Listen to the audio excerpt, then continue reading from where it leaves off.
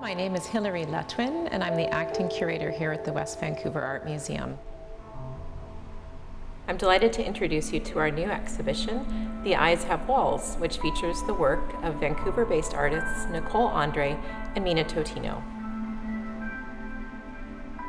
The title of the exhibition asks us to cast aside our preconceived notions of art and look at what might be shaping our particular views of these works of art. This exhibition features the work of two different artists. Their work shares a lot of common features. One of these elements is a priority of artistic process. They both work in ceramics and as painters, and they don't always know what their final work is going to appear like. So when looking at a lot of these works, you're being asked as the viewer, is this a painting or is this a ceramic work, or is it a little bit of both? We can see this when we look at Nicole's knots. She runs the clay through almost a sausage maker. And when they're still pliable, she ties them into knots that are based on fly fishing knots. Once they're dry and fired, she applies paint to them, not glaze, but paint. Another element that unifies the work of both artists is an interest in fragility and vulnerability. These knots hang on a single nail, and it looks as if they could break at any point.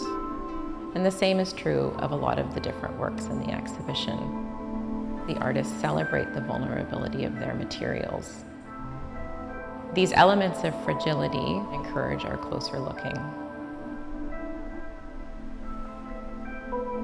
This house was built in 1939 and designed by its inhabitant, Gertrude Lawson. She was a very good hostess and used to use this room as her main entertaining space. And this area here used to be the stage for the musicians. Both artists were really intrigued by Gertrude Lawson and her house and liked the idea of using this stage for an installation of Mina Totino's music pots. They're called music pots for two different reasons. The first reason is that when they're shaken, they actually make music. They're also called music pots because in Mina's eyes, they personify musicians, especially when they're grouped in trios and duets as they are here in this exhibition.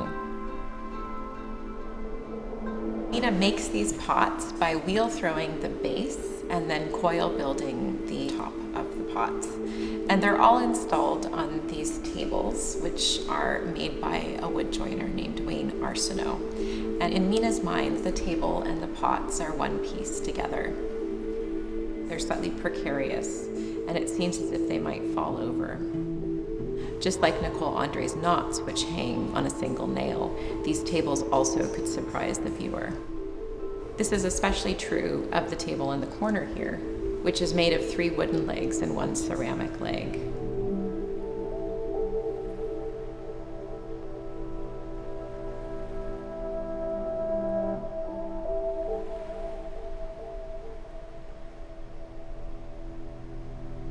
This painted veil by Nicole Ondre is made out of tracing paper that's been coated in layers of glue that's been tinted by paint.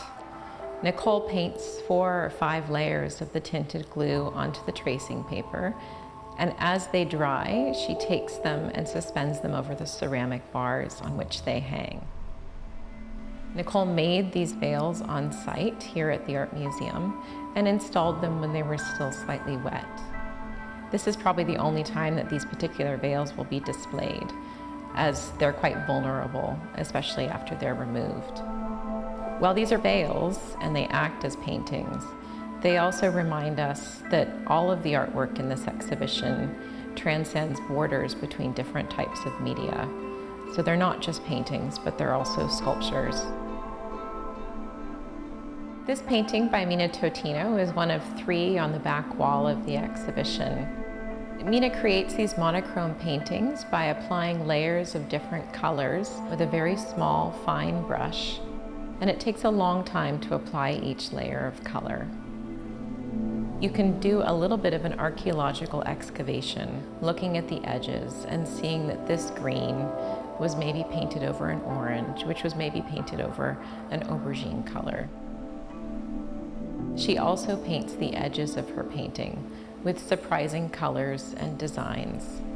And if you look closely, you can see a halo of color that reflects up onto the wall.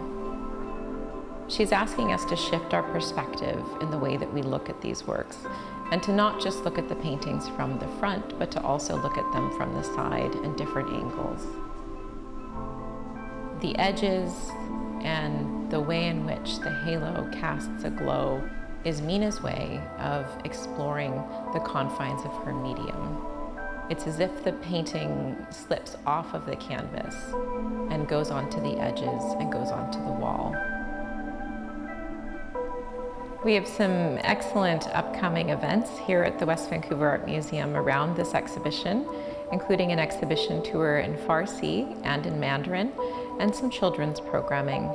I would encourage you to look at our website, westvancouverartmuseum.ca, for details and to pre-register for these events. We look forward to welcoming you here soon.